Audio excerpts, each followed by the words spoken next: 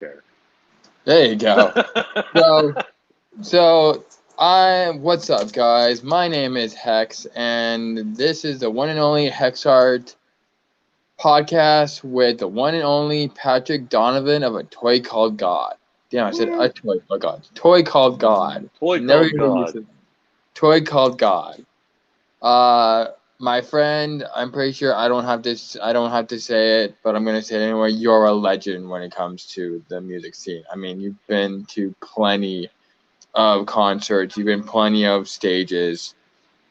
I mean, Um, you've played since you were a kid. You are quite the player.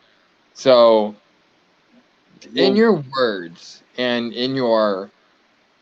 uh in your description, what is it like to be the player Patrick Donovan?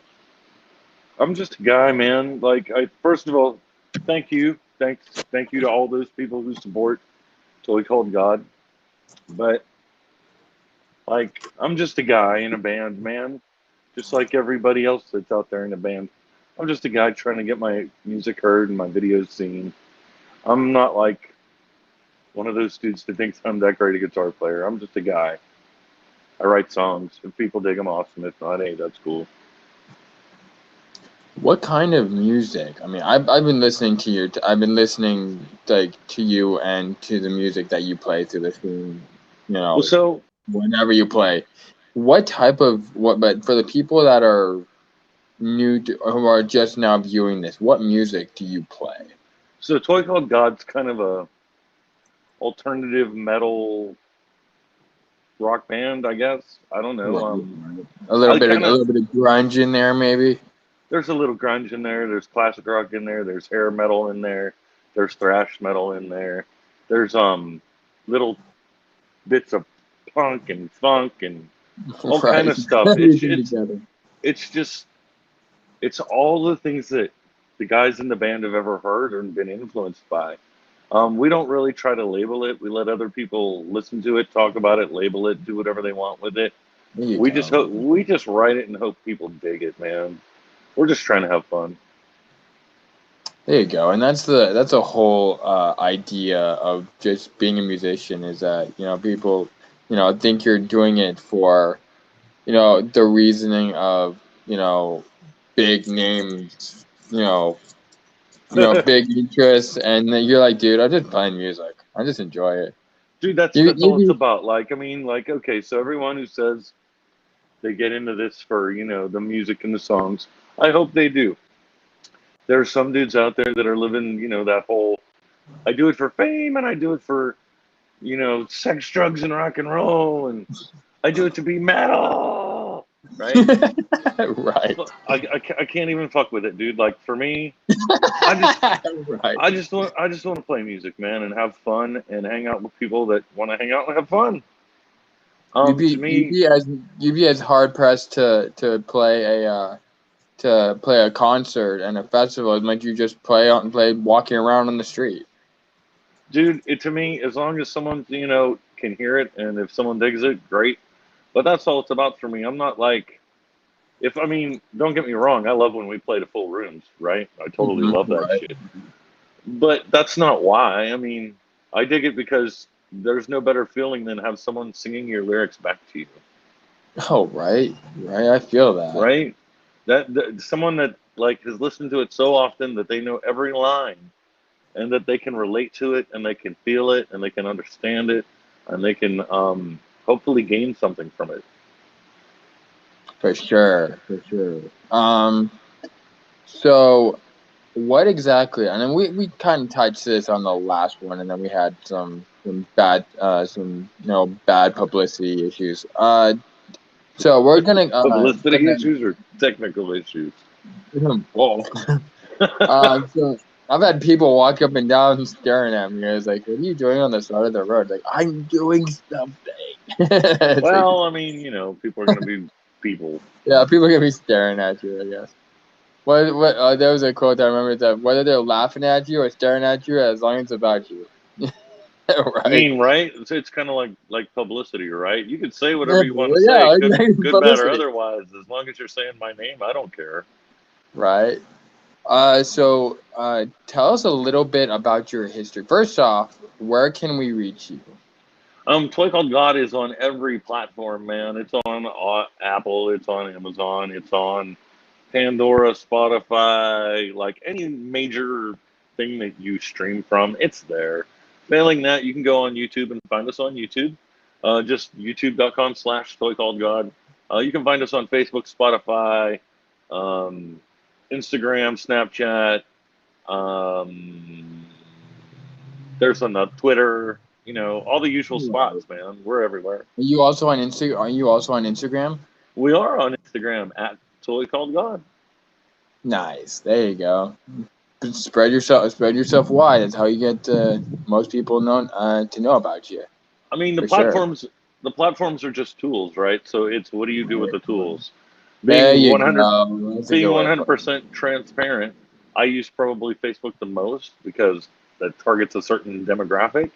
Mm-hmm. Um, but they're all just tools, man. Don't invest too hard in any of them and use them all because you never know who you're missing.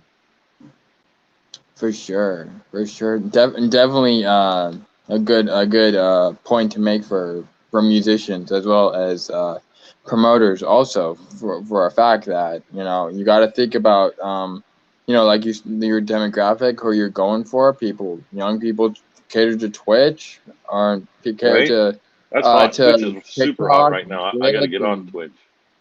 the one I worry about, the one I think about the most is TikTok. I don't understand that. So TikTok's cool, but like, what kind of content can I really generate that I would put out there for TikTok that's that short? I mean, I could like do teasers and live streams or whatever, but How the hell do um, you do anything for that so short a time?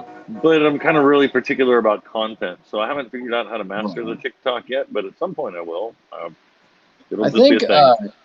when I was going ahead and putting out there some things for TikTok, mine was based more towards, hey, here's an update. I'm doing this. I'm doing this. Okay, see you there. Bye. And That's that's about all you can do. it's a great promo thing. But yeah, you have to build that audience just like every other platform, right? You have to cultivate your growth, and it has to Right. be really organic, and you have to maintain compelling content because that's really what drives all of these endeavors, right? Is compelling content. Right. Right. Like The if our one that videos or our audio sucked, we wouldn't have any fans. there It's you about go. compelling The content. main one, the main one that I'm doing it on is YouTube. That's the main one that I put my content on it through YouTube. I Well, mean, that's smart reach. because YouTube pays money if you can, get enough traffic going. Yeah, I'm not doing it for the money. Well, no one Whatever you're ever, doing, no it's one not ever for the does it money. for the money. You have to do it because you love it, no matter what it is, whether it's podcasting, playing guitar, um, Promoting everything. promoting, burning ants with a fucking magnifying glass, whatever. You have to, it's about whatever you put into it. That's for sure. So, uh, on your so when so on your uh in your words, give us a little bit of a history of how you became Toy Called God. Like, tell us a little bit of what goes on in Patrick Donovan's head at a young age. Well, like when I was real small, I always wanted to. It's been a thing I've wanted to do since like I was like 5 or 6. Man, I wanted to be like a rock star astronaut, right? I saw Kiss at the amusement park, and I thought that was the greatest shit ever. And so I kind of gravitated toward that from an early age. And then I went to the Smithsonian and figured out that I was going to be too tall to be an astronaut because I'm like 6'5", Oh, heartbreaker. right? And so that dream died, but the guitar dream stayed. And over time, like I started guitar at like 10 or something, and I've just been playing ever since. As far as Toy Called God goes, um, I wrote some songs in like the late '90s, and I stuck them in my back pocket for a rainy day, kind of like I did with the band name, which I also put in my pocket a long time ago for a rainy day. And Right. I answered a Craigslist ad from a couple dudes who were looking for a guitar player. I went out and jammed with them. The following week, we had the drummer's brother come out. He was a singer. I really liked that guy. And so the next day, I bought a PA, called him up, said, "Hey, help me take this shit home." And Toy Called God was born. There you go. There you go. So it's And that was like exactly. in 2010. There you go. Right. It's exactly how you said all about it's all about your experiences. And yeah, if you can go for one, go for the other. I'll admit that I wanted to do art for a while. I wanted to be a zoologist. Believe it or not, a big thing for animals. And All right. and then after I found out that I would have to go to a massive college and I have to get all these degrees, you have to go through these science, Oh yeah, all these science classes. Like veterinary I medicine's a can't do thing. this. It's a So big I came thing. down. So I just came down here and ran into starred MJC, and when I tried doing art, that also blew out because my teacher was a critic. You can't do that. You can't do that. That doesn't look good. That doesn't look good. Okay, I'm done. So I ran into the music scene, and here I am doing this for almost 10 years now. Started in 2015. Well, Uh, so here's the thing, though, right? Like, right. if you're going to be out there and you're going to put your art out there, whether Mm-hmm. it's music, artwork, graphic design, whether you're painting Van Goghs or Jackson Pollocks or you're drawing cartoons and comic books or whatever, if you Right. put if you put your shit out there, there's going to be someone to criticize it. Oh That's how the yeah. world works, right? Everybody's got a fucking opinion, and Everybody unfortunately, does something. everybody also thinks their fucking opinion matters, myself included. Like, I post all kind of bullshit. People probably look at that stuff and are like, "Dude, just shut the fuck up and fuck off." But at the same time, You um, have your opinion. I'm gonna say what I'm gonna say. Whether you love Right. it or hate it. It's kind of the same thing with artwork or with a band. Over Facebook. There, I have to or say, Facebook or with podcasting or fucking any art really. I People have are to always say, gonna I have. have a reputation for. I have a reputation for getting hit over and over and over on Facebook by a bunch of people on like different topics where I give my Well, opinion. I mean, I just cater to people not liking me, I guess. if you put it out there, you have to expect that there's always going to be somebody with something to say about it, right? That's true. Maybe I do it that way. Um, Maybe. you know, so like it's like when we release a record, I mean, I fully go into that experience knowing like there's going to be some people that absolutely fucking hate it, and Yeah. those people, and if they talk about it, they make me smile because they're still doing my job, love it or hate it. If you're talking about it, you're Too fucking true. doing my job. So, um, you have to embrace that. That's part of it. You're not gonna make everybody happy all the time. This is life. This is the real world. So Right. just embrace that and just know that whatever it is that you create, it's not necessarily for everybody. Because if everybody liked it, that'd be boring. That's true. If everyone liked everything, it goes back to the brother experience. Is that if your brother liked the same thing you did, you'd fight for everything because you'd I mean, want it, and then sometimes they'd want it. my brother and I kind of fought sometimes, kind of. Yeah, But mine too. that's a different story for a different podcast. That is true. That's true. So you've gone through a toy called God, but I know that from the last time we talked, you said that you had a few other bands that you used to do. Oh well, so I mean, along the way, right? The journey is Mm-hmm. long because I'm fucking Right, right. old. Um, So along the way, I've had, probably solid a dozen bands, and six of them maybe actually had anything that came to fruition. But it's part of growth and becoming who I guess I am now. I wouldn't trade any of those experiences I had for anything. Some of them were in Pennsylvania where I grew up. Some of them were in Ohio. A few. There's in California. I've probably been in two bands really that like Right. actually did anything. But thoughts towards other bands are always a thing. Sometimes, I get Oh yeah, we inspired and got to I'm like, cater to our friends for sure. do I want to do a side project right now? Probably Maybe. not. Maybe probably not. Maybe It probably de- not. it Bounce back depends and on forth. right. It depends on what the project is and who would be involved. But I'd be open to anything really. Depending on who it is and what's involved. Right. But Toy Called God is my thing, man. It's been my baby There you for go. 11 years now. So are you the starter? I know there's a better word for it, but I'm pretty sure I don't Founder. know it. Are you the founder? Thank you. Are you the founder of Toy Called God? I would say I'm one of the founders. I'm the last founding member left. Um, I've been, like I said, the day I bought that PA toy called God was born, and it was like me and Tyson and Zach originally. And Tyson and Zach were brothers, and Dustin's a bass player or whatever. And so, those I would say would be the founding members, the four of us. But and the guy who didn't make the cut. But anyway, that's a different story too. Um, Uh-oh.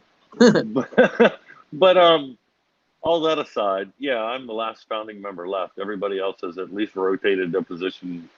We've had we're on our third singer, third bass player, and drummer number 600, 700. I don't even know. We've had so many There you go. drummers because fucking drummers, man. Fucking drummers. Careful, we got friends that are listening about drummers. Hey, real talk. I love all my drummer brothers. I just don't have good luck with them myself. Right. There you go. They explode. I don't know what happens to them. Explode. It's like, yeah, dude, we're driving down the highway on the way to the show, and the next thing you know, the drummer spontaneously just explodes or whatever. Right. I feel you on that one. Drummers like to go so hard that they explode. Right? So I guess following up on that question, given your elderly time, Elderly time. what All right then. would you say is your best experience on stage or off while being in Toy Called God? You know what, man? The best thing about being in Toy Called God, real shit. It's when you're up there and you're playing the live show, and those people are singing the words back to you. There is no better feeling on the planet than that. It's every time I see that happen, it just breaks me down like a shotgun, man. That's the dream, bro. Some people the dream is playing in front of millions of people. Some people it's selling millions of records. Some people it's this. Some people it's that. Whatever. For me, man, if somebody just sings the songs back to us, I'm fucking cool. I don't need anything other than that. I just want people to hear the songs. There you go. That's how like you said, that's living the dream. That's what we all believe when we are doing music. It's all about having that one goal happen to run into us while we're doing stuff that we love. I mean, that's the American dream right there. That's the best minutes of my life right there is when you have a room full of people singing the words. When it's one person, it's awesome. When it's fucking 1,000 people, it's even better. It's just, that to me, that's the whole thing. I just want them to sing songs, man. Listen to the songs, play the songs, enjoy the songs. So, was there a time that you've ever flipped through like the channel and you caught a glimpse of yourself or a glimpse of your voice like out on the airwaves? Oh yeah, man. I always go back and listen to all the podcasts and stuff that we do, or all the radio shows, because a lot of them re-air on this podcast, right? And so Right. I always go back and listen because just like the band performance, you can get better at things. You can get better with the interview experience too, right? That's very much And true. and so just like everything else that is Toy Called God, I'm always trying to make it better. And so I'm always criticizing myself first, and always trying to figure out Constructive criticism is an ace move. and trying to figure out how I can make all of the things that are Toy Called God better. I'm only human. I'm not always going to win or succeed, but I'm going to give it hell trying. And anyone that knows me will tell you I'm going to give it hell trying. But that's all you can do. Like, just try to get better at everything. It's all part of the craft. Like, it's not just going to the show and playing. It's it's the experience that you picked to go with it. Totally. It's how good is your production getting better? Are your videos getting better? Okay, then maybe that's not one of them. Is your marketing getting better? Are you becoming a better interview? Are you becoming more compelling? Right. You constantly push yourself. You have to. If you don't try, then you die, right?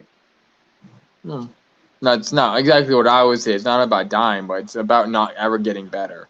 That's the Right. worst thing. I mean, in my opinion, the worst thing that you could do is never get better. Well, People are like, oh, well, what about death? Well, at least in death, you don't have to worry about that. But in life, you'll always regret not getting better or not feeling yourself not advanced through merit. well, I mean, so there's that, but there's also, can you live with yourself if you don't try? Like, if I Exactly. if I had to quit doing Toy Called God tomorrow, right? Mm-hmm. Then I can sleep well at night because I know what I will have tried to do everything I can do to make this a success. Not gonna happen. I mean, I'm pretty sure that you're gonna play until the day you die. I mean, yeah, I'll always do it as long as I can hold a guitar, um, Right. but my point is not necessarily that so much as it is, right? Always Right. try, and then you never have to worry about going to bed at night wondering if you gave it everything you had. Because you knew. You Because knew you you knew. did it best. All right. Sorry, So my this hair goes. keeps getting in my face. No, I'm good. We're both having issues. I'm getting too close to the camera, and you're having hair in your face issues. So, I should uh, open my eyes. you should open your eyes. So this connects with with the last question. The question before last. Okay. Uh, connecting to that, your experience of best one up there. What about, have you ever had a best experience on a national stage, or have you not gotten there yet? Toy Called God is toured coast to coast. So, some of my favorite shows are here in the Bay Area. Some of my favorite shows have been in other markets: Pittsburgh, New York, Detroit.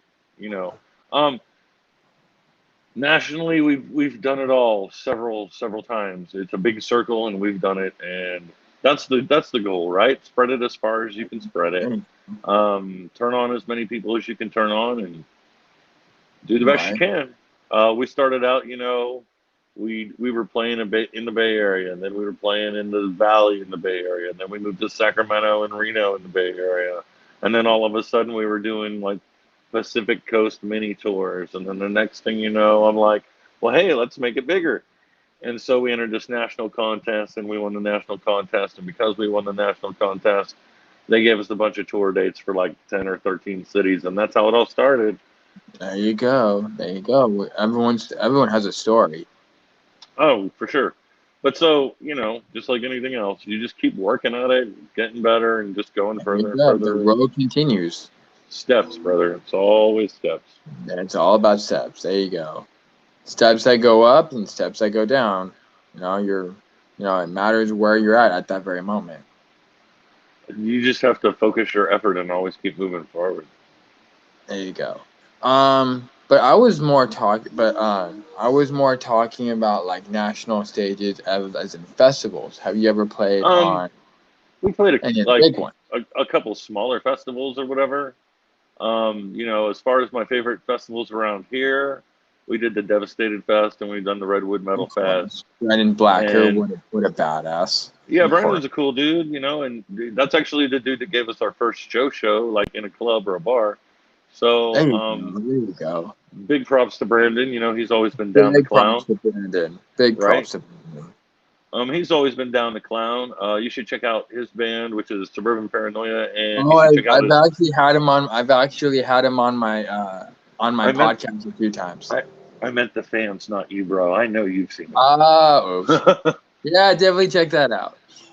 um, and then fans should also check out the Box and the Boss podcast. It's about mostly wrestling and sometimes metal and sometimes all kind of funny stuff. But so check that out.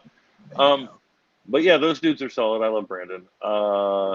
He's always been cool to me, even though There you I'm not always the easiest person to be cool with. Well, I guess how we all feel sometimes. We're Oh all no, man, sitting peppers sometimes. I'm straight up an asshole. I'm not I'm not even kidding, man. Well, we're all like that at some point. So was Devastated Fest what was your memorable first Central Valley show? I mean, you've been to Wow. Okay. So in the Central Valley, let me see. We played at met a few. All right. So there's a few there's probably maybe half a dozen that really stand out to me. Right. Um, we did the Fat Cat with Hmm. Sacred Reich and Cursed and a bunch of other bands from around here. And then we did X Fest one year. That was fun. It was kind of crazy and kind of chaotic, but it was fun. We played the Copper Rhino when that was still a thing. That place has since closed down, and then we've done the OP a couple times, and that place is Right. cool. I mean, it's the OP. So So honestly, most right. memorable one. They're all memorable because we love everybody in Modesto. How was that? Well, of course, memorable would be more like would be an obvious problem. Maybe one that stood out from experience. Maybe Um, to something me, different happened. to me, man. Well, so the Fat Cat show was interesting because that night we had a fill-in drummer that had never really played with us. We did a couple rehearsals and that was it. That was an interesting show because there was logistical challenges getting on the bill, and then once we were on the bill changed to a different promoter, and so then we had to get on that bill, and that was causes me issues, but whatever. Um, it's they're all memorable for different reasons, right? Like There you go. the one at the OP is memorable because we were the headliners that night, and I got to play with some friends that I haven't gotten to play with in a long time, There so you that was go. super cool in that way. And then the X Fest show was cool because it was outside and it was chaos and there was like a million bands going on and Right, um, right. so they're all memorable for different reasons. Do you remember which X Fest that you played on? Oh, I want to say it was either 2013, 2014, something like that. Oh, okay, so you just missed me. I just missed you. I was 2015 when I started doing tech on show. So I just missed your start. Yeah, I want to say we were on oh, who did that stage? I want to say it was either Nick or yeah, I want to say it was Nick's stage. I think it was the two I believe that did stages for rock and metal was Vanek and Nick Hmm. Padilla. So it Padilla, was that's one the of them. dude's name. I was trying to think of it. Nick Padilla. Yeah, that's who it was. I like Nick. He was a cool dude. He's a pretty cool guy. He knows what he's doing. He's always been again another guy that's always been cool to us. Always supported the brand. So much love to Nick Padilla. Right? Nick Padilla. So continue. So now, going a little bit further in a little bit of a different direction. Bring it on. How long have you played? And if you could, would you change a direction of an instrument that you have the ability to play? So I started piano at 8 and guitar at 10. And so I've been playing, we'll just call it more than 35 years. All right. And so, um, would I change the direction? Not really. I might change the amount of effort I put into it.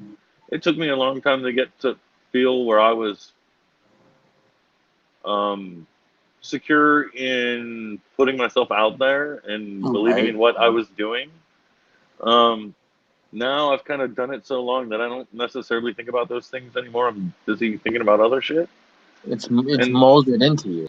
it's just so automatic. It's like being It's on cruise breathing. control. Breathing Yeah, for you. Yeah, it's cruise It's control. breathing. Yeah, there you go.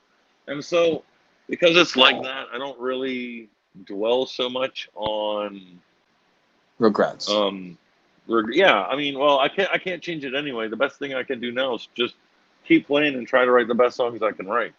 There you And go. so, am I ever going to be Steve Vai? No.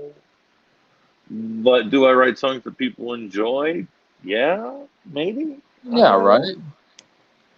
So that's I all I think can, I just want to be the best songwriter I can be, not necessarily the best virtuoso guitar player, because that was oh never my yeah, bag right. anyway. It's all I just about want to it's write all good about that. songs. It's all about, like you said, it's all about the road that you chose. Or technically, if you want to go another way, it's technically the road that chose you. If you want to put it that way. I just kind of been feeling my way. There's no real manual to any of this, like as far as chasing your dreams. Like some dudes can recommend practice regimens and this, that, and the other, but like Right. there's no real how to, like 10 easy steps on how to be a rock musician or a metal fucking superstar or whatever. You just I'm kind of just fucking winging it, man. Do what you can. I'm pretty sure we're all doing it at this point. I'm still having problems. Well, the key is to learn, man. Learn as you There you go, go. right? When you make a So mistake, figure out why and fix it. there you go.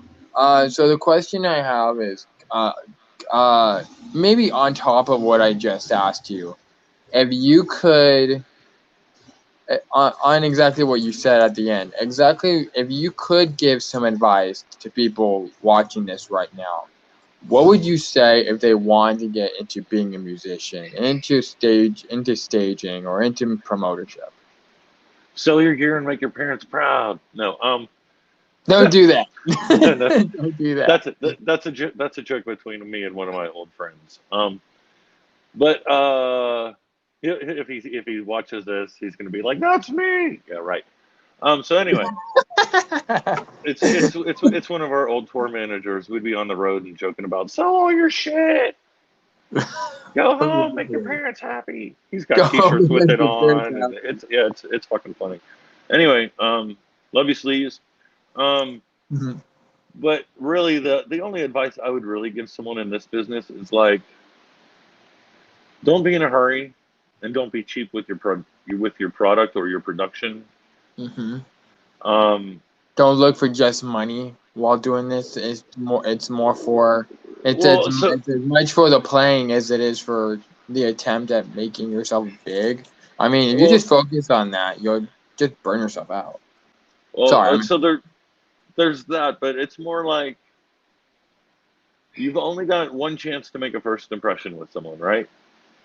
So if you make a $500 demo, it's going to sound like a fucking $500 demo. If you want to sound like a pro, work with pros. Pay the money, don't be a cheap fuck, and surround yourself with dudes that know what the fuck they're doing and oh can my help god, you, and dudes that can help you stay out of your own fucking way. I have to say, I don't know. This is really unexpected, but you are repeating the exact same thing that most of my guests have said so far, and that's if you are hanging with four rich kids, you'll be the fifth, and if you hang out with four dunces, you'll be the fifth. I It's a mean, matter of that's one way of looking at it. Yeah, you're only gonna be as good as the people you surround yourself with, right? That's part of it. right. But it's more than that, man. It's some dudes get a price from a guy for production on their record, and they're like, "Oh my god, oh my god," and then they Right. go and they pay some other guy less, and then they sound like they paid some other guy fucking less, and Mm-hmm. then they wonder why they don't get the reception that they hope for. Well, the reason why is because you were a fucking cheap ass. Mm-hmm. Sounds Other than about that, right. write strong hooks. Make it relatable. Don't make it relatable to only you. Make it relatable to everybody and their grandma. Um, and You don't have any songs for grandma, do you? I don't think you do. Maybe. there's a few. Maybe. There might be some Toy Called God songs that grandmas like. I don't know. I'll have to ask some grandmas and find out. Grandmas, Right. if there's any grandmas watching this stream and you like Message toy him. and you like Toy Called God, tell them which songs in the comments. That way, that way Hex knows which ones to rock out to when the older folks are around. Right. That's a good way of putting it. Um. So if you yourself, through your experiences, as the more that you have gone through your own musical endeavors, who and what artists, if you have them, have inspired you? And they can be younger, or older, or they could not be on this earth. All right, so I could answer this in the way that you're asking it, and it'd be the same old usual fucks that everybody else who is a guest on here says, right? I could do that, Maybe. Go for and it. then, Go for it anyway. but that's boring to me. That's boring. So here's what I'm really gonna say. Okay. Are you ready? Buckle up. This is gonna get heavy. All right, let's hear this. All right, the dudes that inspire me are the dudes that I grew up playing guitar with, are the dudes that showed me things to improve my game on the guitar or as a songwriter. It's the dudes that I'm out there in clubs with playing every night when we're gigging. It's the dudes that um, help me produce our records, help us make our videos. Um, I find all my inspiration these days in the artists that are upcoming and are hungry, not the mega money making superstars Mm-hmm. that we all know and love. And don't get me wrong, I love a lot of those bands, but for me, I get inspired by watching one of my homies' bands get a killer show and then going out and crushing it.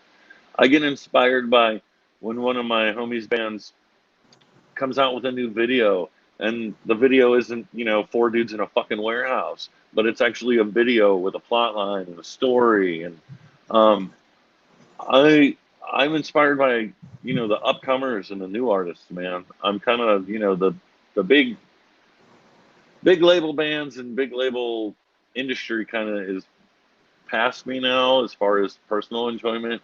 When I go to shows, I'm always trying to figure out how this could be better, or what can I take and learn from this to apply to my own band.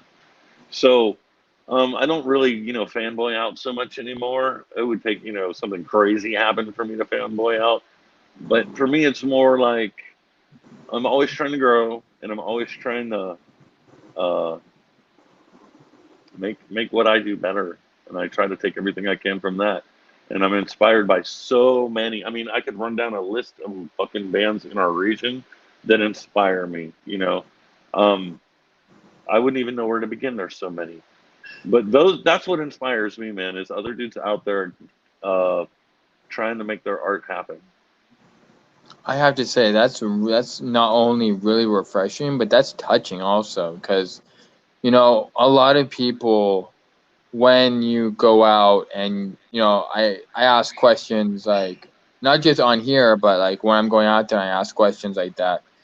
You're right. I get a lot of, I get inspired by the big successes, but no one talks about getting the inspiration from when you go and seeing someone you know and love break the ceiling and show you that it's possible to go over, to go over the bar and then raise the bar above that. And then another one breaks that ceiling and goes over that bar. And it just, the more that ceiling raises, the more you can see that there's no like limit just as far as you want to go. I mean, so yeah, that's it, right? You want to see the snowball effect happen, right? Where it just keeps growing and growing and growing. Right, right. So, for me, yeah, like I said, I'm super inspired when one of my homies, friends, bands, one of the bands I manage, whatever, when those dudes are winning, I'm loving life, and those dudes are what inspire me. Nice. Good response. Brilliant response. Deep response. Very good. I Um, warned you. I said it was gonna get deep that in was a good one. That was a good. here. I wasn't expecting something that good, but that was good. As a I cater to I cater to your wisdom. So going a little bit further into your music. How long have you practiced? Have you trained yourself, and what did you do to get to that point? I mean, so like when I first started, the school I went to back in Pennsylvania or whatever, there's guitar and keyboard classes that you could take in school. So I would do that. I had like guitar or keyboard 4 days a week and guitar 2 or 3 days a week. And that was like in 8th grade. And then after that, it was pretty much all just, back then we didn't have the internet, and we didn't have the YouTubes, and we didn't have Songster. All we had was fucking guitar for the practicing musician, a turntable or a cassette player, and will. And it was hard. It was, and will, dude. And so you either sat down and you did it or you didn't, but no one was going to do it for you. No one was going to fucking, that's the only way to do it. No one is going to pick up the guitar and make you fucking Van Halen tomorrow. The only motherfucker that's going to do that is you every night. Just playing and playing and playing and playing. And you're going to suck for a long fucking time. And you're going to hurt a lot of fucking time. That's what I remember. The callousing. Oh, yeah. But so you're going to fucking suck some more after that. And then you're going to fucking suck some more after that. And then eventually, if you keep at it, one day you're going to wake up and be like, hey, I don't totally suck anymore. I only kind of suck now. And then you're going to keep kind of sucking for a while. And eventually it gets better, I guess. I think the only one that truly sucks is my brother, Mike Vanek. He's the one that sucks a lot.